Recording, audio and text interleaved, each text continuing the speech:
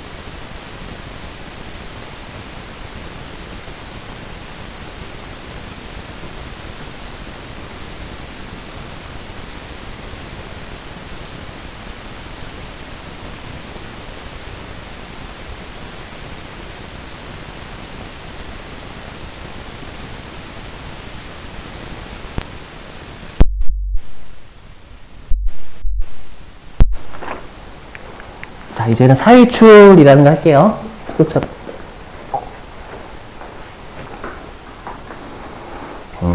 소득처분 마지막입니다. 마지막. 이 장 거의 끝나가요. 자, 일단은 우리가 사유출은 일단 기타하고 똑같습니다. 여기까지만 보시면. 손익거래하고 자본거래 차이가 나면 여러분 자본의 차이는 없었잖아요. 방금요. 그죠? 근데 뭐냐면 세법상 부당한 유출에 해당이 되는 거예요. 세법상 부당한 유출. 이게 핵심이에요. 그러니까 회사가 부당한 유출을 한 겁니다. 회사가 손해를 봤다는 얘기죠? 맞죠? 부당하게 손실을 봤다. 그 뜻입니다. 그럼 반대로 상대방 입장에서는 부당한 이득을 본 거죠. 부당하게 유출했다라는 건 부당하게 뭔가 더 들어왔다는 얘기예요. 상대방은. 맞죠? 그럼 부당하게 들어왔으니까 뭔가 적절한 유입이 아니라 부당하게 받았으면 상대방한테 세금을 때리겠다라는 거예요. 여기 귀속자. 여기서 귀속자는 부당한 이득을 본 사람 얘기하는 겁니다. 부당한 이득을 본 사람한테 소득세를 부과할 때 우리가 사유유출이라는 우리가 소득 처분을 해요. 자, 무슨 말인지는 좀 사례 한번 들어볼게요. 자, 들어보시면. 자, 우리 회사에 대주주가 있어요. 자, 우리 회사에 대주주가 있는데, 대주주가 차 한 대 한 20억짜리 하나 뽑았대요. 비싼 차죠? 엄청나게 20억짜리. 웅긋 온 거예요. 맞죠? 저기서 다 들려, 막. 그래가지고, 맞죠? 그죠? 뭐, 그거 보면 쟤 왜 저러지 그러잖아. 가끔씩 그거 하면. 기름값도 비싼데. 그죠? 그래가지고, 끌고 와가지고 저한테 전화가, 제가 이제 거기 경리과 직원이에요. 경리과 직원인데, 저를 부른 겁니다. 자, 불러가지고, 저한테, 야, 이 차 이쁘지? 예, 이쁘지 해가지고, 제가 이제 당연히 이쁘다고 해야죠, 여러분들. 이쁘다고 하면, 예, 날라가니까, 잘리니까. 자, 그랬더니 이번에 신형 엔진이 나왔다라고 하는 거예요, 대주주가. 20억짜리 차가 이번에 신형 엔진이 나왔으니까, 예, 신형 엔진으로 좀 갈아 끼우래요. 근데 돈을 안 주는 거예요. 자기 돈 안 주고 회사 돈으로 갈아 끼우라는 겁니다. 그렇죠. 그래서 제가 그러는 거예요. 제가 저의 집에 가오는 정직입니다. 그럴 수 없어요. 그거는 어디 사는 거냐면 꿈에서. 그쵸, 꿈에서 그죠. 엔진 오일을 안 갈면 누가 갈려요? 그래서 갈리는 게 엔진 오일 갈리는 게 아니라 제가 갈리죠, 여러분들. 그래서 열심히 갑니다. 회사 돈으로. 근데 우리가 그러면 제가 제 입장에서 장부에 따라서 비용 처리할 수밖에 없겠죠? 맞죠? 그래서 어떻게 했냐면, 그걸 이렇게 수선비라고 처리한 거예요. 즉, 현금이라는 순자산이 감소했죠? 자산이 감소했으니까 자본이 감소했단 말이에요. 얘를 비용 처리한 겁니다. 이해되시겠어요? 그러면 우리가 나중에 배우시겠지만, 우리가 세법은요, 순자산이 감소하면 송금이거든요? 당연하죠. 우리 순자산이 증가하면 입금이고, 순자산 증가설이라고 했으니까. 순자산이 감소하면 송금인데, 중요한 게 세법은 업무와 관련이 없으면 그 비용 인정하지 않습니다. 아마 배우셨을 거예요, 여러분들. 그래서 입금은 업무와 관련되어 있어야 입금 이런 표현은 없어요. 알죠? 근데 송금은 좀 이따가 밑줄 칠 거지만 업무와 관련이 있어야 됩니다, 무조건. 알죠? 그러면 지금 업무와 관련이 없는 거잖아요. 알죠? 그럼 세법은 이걸 영원히 비용, 송금으로 인정하지 않겠죠? 맞죠? 그래서 세법상 분계는 이렇게 됩니다. 현금 10원이 감소했지만 아까 영원히 수익이나 비용으로 보지 않는 계정 과목을 자본이라고 만들어냈죠. 맞죠? 자본 이렇게 돼요. 됐어요? 자, 요거를 수정 분계 해볼게요. 자, 수정 분계 해보면 자, 장부는 수선비라는 비용이 10, 그죠? 근데 세법은 비용이 제로, 비용 인정하지 않으니까 비용 빵. 맞죠? 그래서 비용이 세법이 감소해야 되니까 대변으로 갑니다. 이해되시겠어요? 고민해 보시고. 자, 그 다음에 장부는 지금 자본이 없죠? 하지만 세법은 자본이 차변에 10이 있습니다.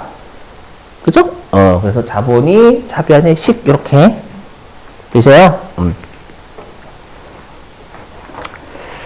자, 그러면 여기 있는 수선비 10 같은 경우에는 얘가 세법상 비용이 어떻게 돼요?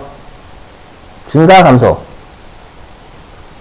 그래서 감소죠, 감소. 대변에 있으면 비용은 여러분들 차변이니까 감소가 대변이에요. 이거 뭐라고 해요? 세법상 비용이 주는 거. 그렇죠. 세법상 비용, 송금. 빼는 거, 불산이. 그래서 얘는 송금, 불산이. 되세요? 그 다음에 자본의 차이. 있어요, 없어요? 없어요, 여러분들. 여기. 자, 여기 세법상 비용이 감소하면 세법상 이익이 증가합니다. 맞죠? 그럼 세법상 이익이 증가하면 세법상 자본이 증가해요. 이익잉여금. 맞죠? 되세요? 그럼 얘는 세법상 자본 증가고, 얘는 세법상 자본 감소잖아요. 여긴 감소, 여긴 증가. 그죠? 그래서 우리가 한쪽이 자본이면 자본 차이는 없어요. 알죠? 보시면 지금 세 번째 분계 보시지만 한쪽이 수익비용이고 한쪽이 자본이면 수익비용의 차이가 없어요. 자본의 차이가 없어요. 죄송해요. 알죠? 그래서 기타, 여기까지 보면 기타죠? 맞죠? 여기까지는 보면 기타입니다. 근데 그럼 기타하고 사유출 구분할 필요가 없잖아요. 중요한 게 뭐냐면, 아까 우리가 봤던 기타가 두 가지였죠. 자기주식 처분이익이랑 국세 환급금 이자였잖아요. 걔네들은 뭔가 부당해서 여러분들 우리가 기타로 영원히 수익비용 안 보는 거예요? 아니에요. 우리 자기주식 처분 손실은 세법이 그 실현된 비용이니까 비용이지 이렇게 보는 거잖아요.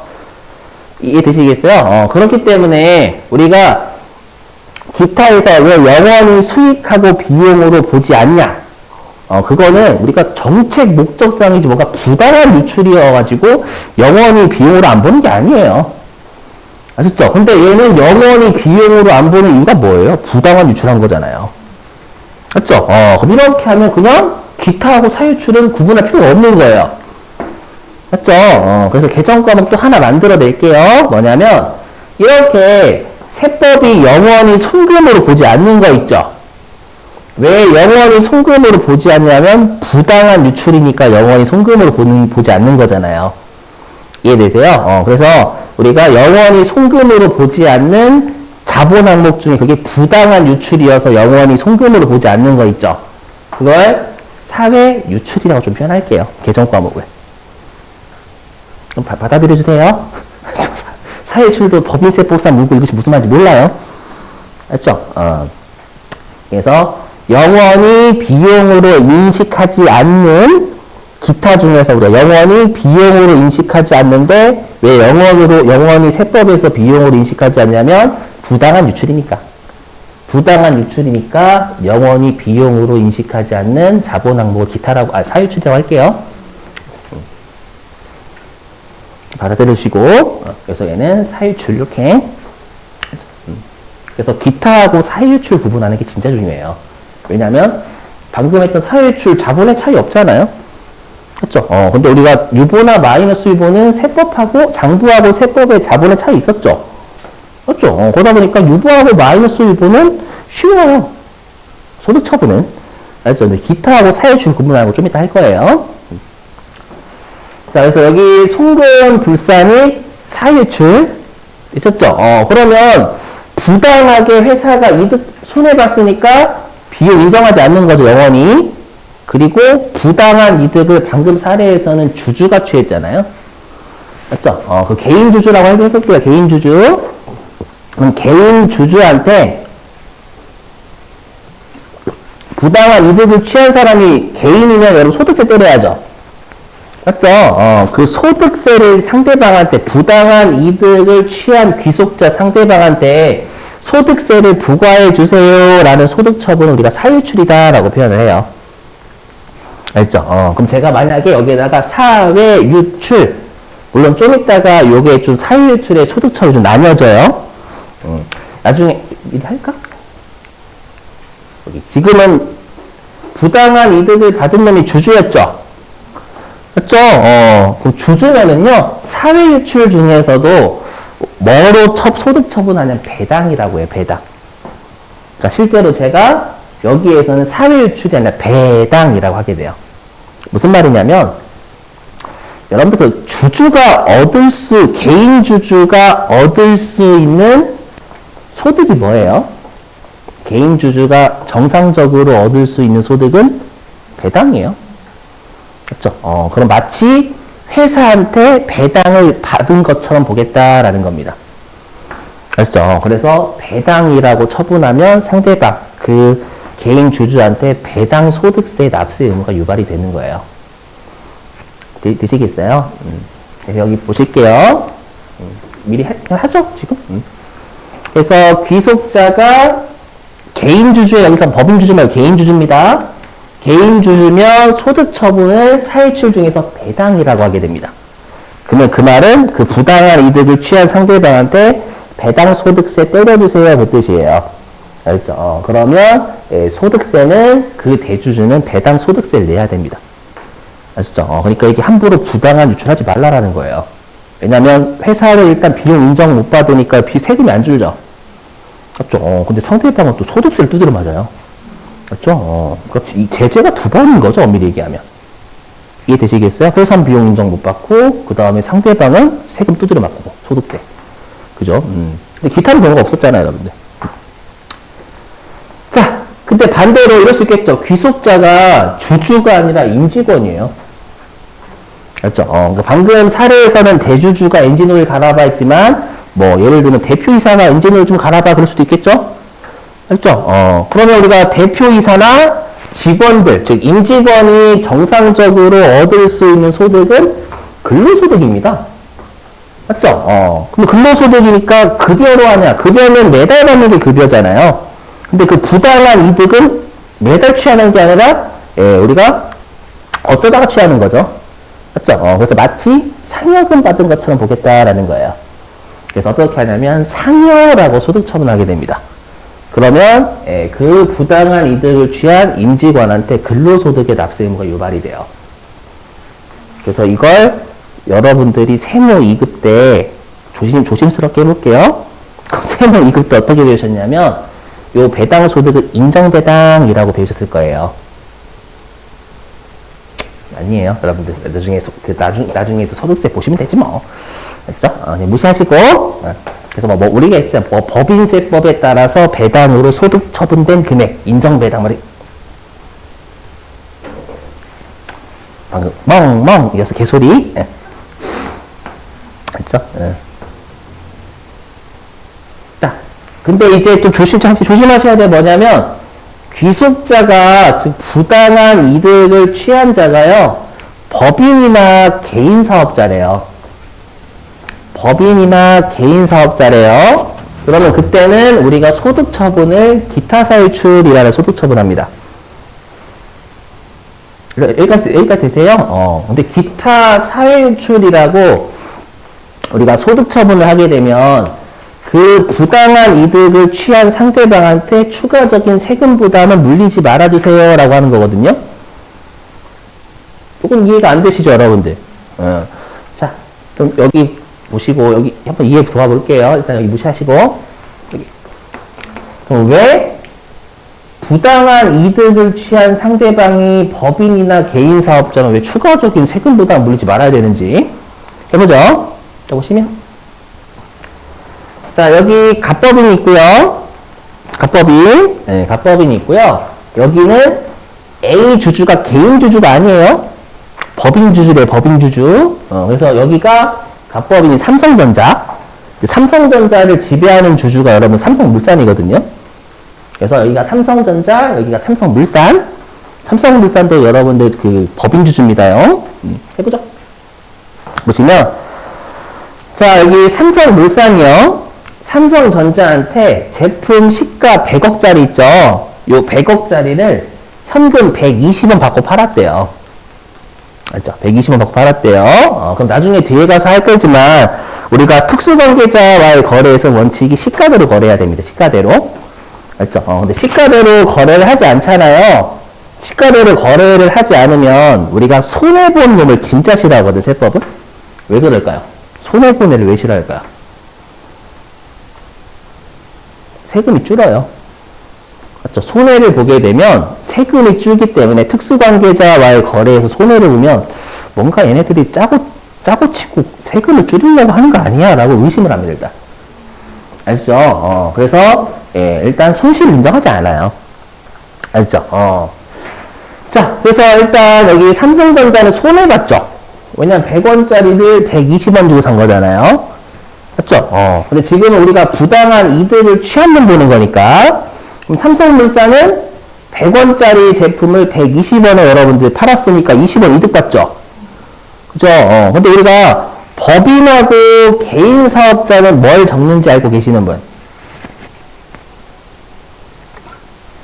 뭘 적어요? 일기? 죄송해요. 뭐 적어요? 여러분 배우셨잖아요. 개인 사업자하고 법인. 장부. 맞죠? 물론 개인 사업자 중에서 매출이 좀 높으신 분들 장부를 적으시는 거예요. 장부를 적는다라는 거 100원짜리 제품을 120원에 팔았으니까 이 거래밖에 없다면 그만큼 각 사업연도 소득금액 20억만큼 증가했겠죠. 장부 적어가지고. 했죠? 그럼 요거에 대해서 뭘 납부해요? 법인 주주니까. 법인세. 맞죠? 요게 만약에 개인 사업자다라고 하면 각사 소득이 증가하는 게 아니라 사업 소득 금액이 증가하겠죠? 그럼 사업 소득 금액이 증가하면 사업 소득세 납부하잖아요.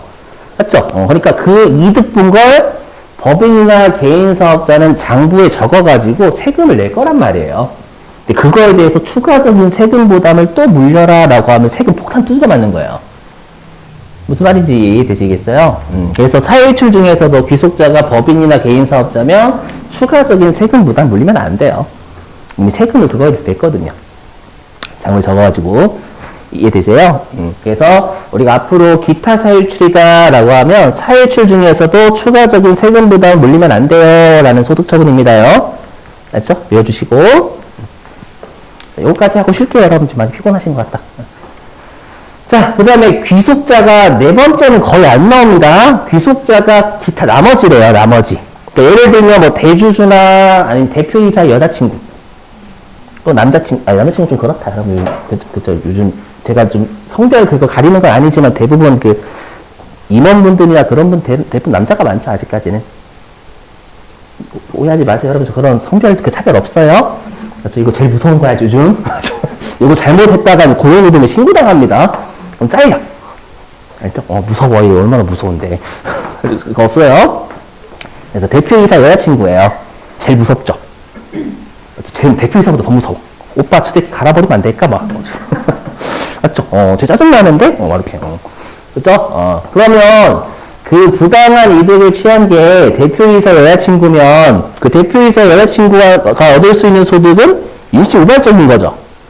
우리가 일시 우발적인 걸 소득세에서 기타 소득으로 과세하잖아요, 여러분들. 알죠? 그래서 소득 처분 중에 기타라고는 못해요. 기타라는 소득 처분이 이미 있기 때문에.